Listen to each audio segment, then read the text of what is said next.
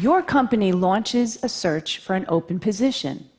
The applications start rolling in, and the qualified candidates are identified.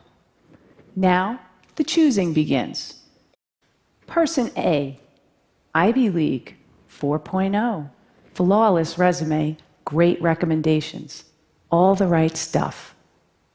Person B, state school, fair amount of job hopping, and odd jobs like cashier and singing waitress.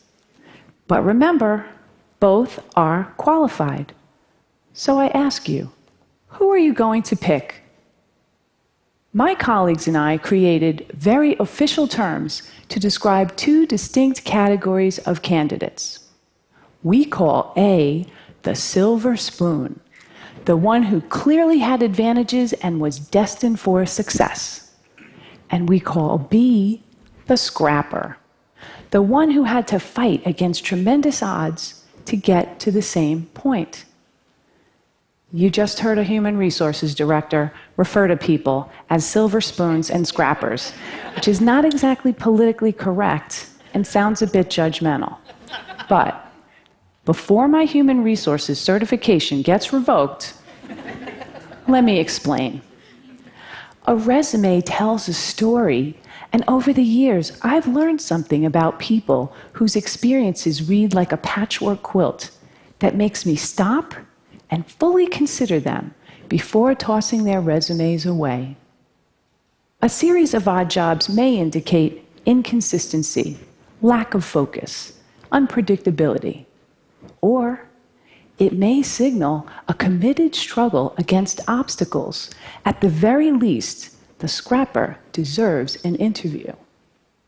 To be clear, I don't hold anything against the silver spoon. Getting into and graduating from an elite university take a lot of hard work and sacrifice. But if your whole life has been engineered towards success, how will you handle the tough times? One person I hired felt that because he attended an elite university, there were certain assignments that were beneath him, like temporarily doing manual labor to better understand an operation. Eventually, he quit. But on the flip side, what happens when your whole life is destined for failure and you actually succeed? I want to urge you to interview the scrapper. I know a lot about this because I am a scrapper. Before I was born, my father was diagnosed with paranoid schizophrenia, and he couldn't hold a job in spite of his brilliance. Our lives were one part cuckoo's nest, one part awakenings, and one part a beautiful mind. I'm the fourth of 5 children raised by a single mother in a rough neighborhood in Brooklyn, New York. We never owned a home, a car, a washing machine, and for most of my childhood, we didn't even have a telephone. So I was highly motivated to understand the relationship between business success and scrappers because my life could easily have turned out very differently. As I met successful business people and read profiles of high-powered leaders, I noticed some commonality. Many of them had experienced early hardships, anywhere from poverty, abandonment, death of a parent while young, to learning disabilities, alcoholism, and violence. The conventional thinking has been that trauma leads to distress, and there's been a lot of focus on the resulting dysfunction. But during studies of dysfunction, data revealed an unexpected insight that even the worst circumstances can result in growth and transformation. A remarkable and counterintuitive phenomenon has been discovered, which scientists call post-traumatic growth. In one study designed to measure the effects of adversity on children at risk, among a subset of 698 children who experienced the most severe and extreme conditions, fully 1/3 grew up to lead healthy, successful, and productive lives. In spite of everything and against tremendous odds, They succeeded, 1/3. Take this resume. This guy's parents give him up for adoption. He never finishes college. He job hops quite a bit, goes on a sojourn to India for a year, and to top it off, he has dyslexia. Would you hire this guy? His name is Steve Jobs.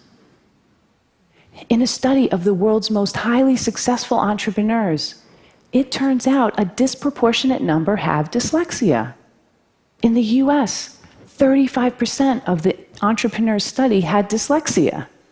What's remarkable, among those entrepreneurs who experience post-traumatic growth, they now view their learning disability as a desirable difficulty, which provided them an advantage because they became better listeners and paid greater attention to detail.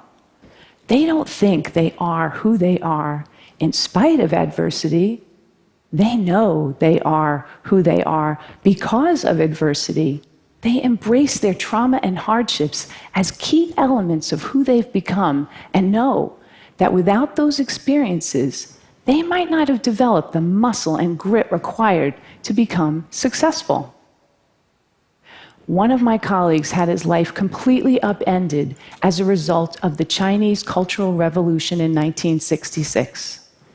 At age 13, his parents were relocated to the countryside. The schools were closed, and he was left alone in Beijing to fend for himself until 16, when he got a job in a clothing factory. But instead of accepting his fate, he made a resolution that he would continue his formal education. 11 years later, when the political landscape changed, he heard about a highly selective university admissions test. He had 3 months to learn the entire curriculum of middle and high school. So, every day, he came home from the factory, took a nap, studied until 4 a.m., went back to work, and repeated this cycle every day for 3 months. He did it. He succeeded. His commitment to his education was unwavering, and he never lost hope. Today, he holds a master's degree, and his daughters each have degrees from Cornell and Harvard. Scrappers are propelled by the belief that the only person you have full control over is yourself.